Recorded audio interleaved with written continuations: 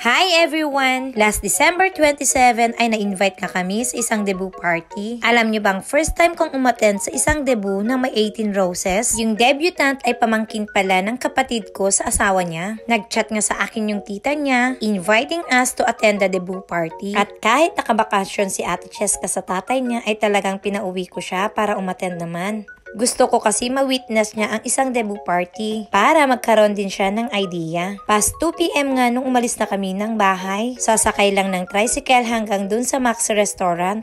Ilang minuto nga lang yung layo dito sa amin. And syempre kasama si Aling Makulit, si Ate Cheska, yung kapatid ko at ako. Alam nyo ba dahil sa debut na to, sa wakas at nakapag-ayos din ako kahit papano. At nakarating na nga kami dito sa restaurant kung saan yung venue ng party. Nirentahan nga nila yung isang function hall dito. Sinalubong na rin kami ng hipag ng kapatid ko at hinatid nga kami dun sa designated table namin. Pink ang napiling motif ng debutant, kaya't yung ayos ng venue ay nasa shade of pink din. Alam nyo bang bibihira ako umattend sa mga formal parties like this? Medyo mahihain din kasi ako. Isa pa, hindi talaga kami nasanay sa mga ganitong parties, especially taong bahay nga ako. Kaya't every time na may invitation kami sa isang event or minsan may collab sa isang project, talagang kumukuha ko ng isang kasama.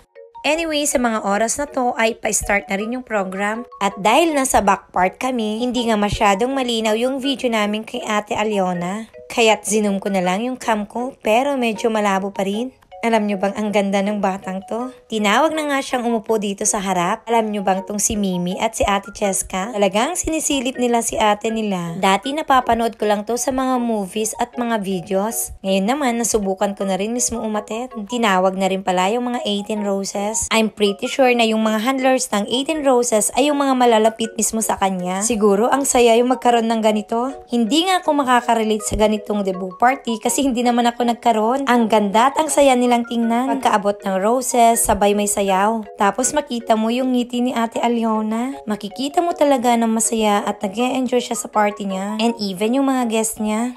Bawat table ay nag-distribute na rin sila ng pika-pika foods. Kaya tong dalawang batang kasama namin ay nag-e-enjoy pa rin sila sa food. Ang gandang idea, no? Kasi yung mga guests nila ay hindi naiinip watching while eating. Lalo't may kasama kaming mga bata. Next part of the program, ito naman yung messages for the debutant. Ang nakita ko nga nagbigay dyan ng messages ay yung very supportive na mga titas niya. Si Tita Rose niya at itong kapatid ko. Alam nyo ba, honestly, hindi ko sila masyadong naintindihan. Sabi nga pala ng Tita Rose niya, itong organized party ni Ate Aliona ay rush nga lang ginawa dahil galing sila ng bakasyon. Pero very successful naman. Tingnan nyo yung mga bata, may participation din dito sa Aling Makulit.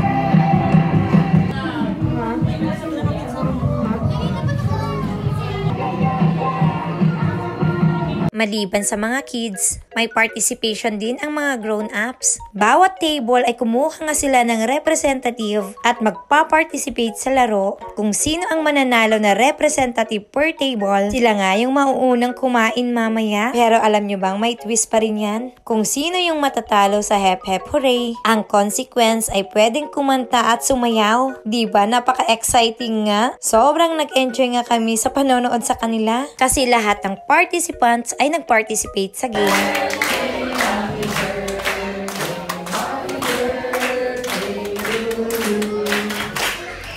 Pagkatapos kantahan yung debutant, nagtawag na nga rin silang pumila dito sa pagkain every table. Ang ayos nga dito, as in hindi siya magulo. Kasi habang may pumipila dito, yung hindi pa tinawag na table, sila naman yung nakikipag-picture. Konting pasilip ko nga lang pala sa inyo to.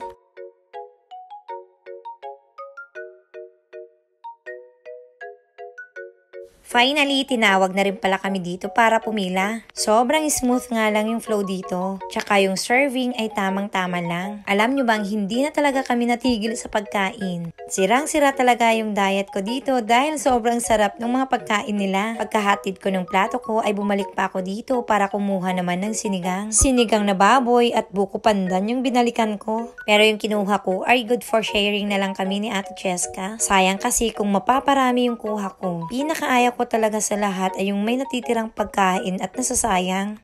Alam nyo bang kahit malayo pa yung debut ni Ate Cheska, ay talagang nangangarap din ako na sana mabigyan ko din siya ng debut party niya. Pero syempre, kailangan ko pang mag-ipon-ipon ngayon pa lang. Dahil nga, mag-isa lang naman siyang babae. Bilang nanay, gusto ko ring ma-experience niya yung ganito. Yung magkaroon ng 18 roses, 18 bills, at makapagsuot ng gown. Dahil nga ako, hindi ko naranasan, kaya gusto ko din to talagang paranas sa kanya. Alam nyo ba ang sarap ng sinigang nila dito sa Max? Kaya talagang sinimut ko yung nasa bowl. Ng mga oras na to ay umiikot na rin yung debutant. Bawat table ay may picture taking. At syempre, meron din kami niyan. Pagkatapos nga naming mag-picture, balik na naman ako dito sa pagkain ko. Hindi pwedeng hindi maubos yung kinuha kong pagkain.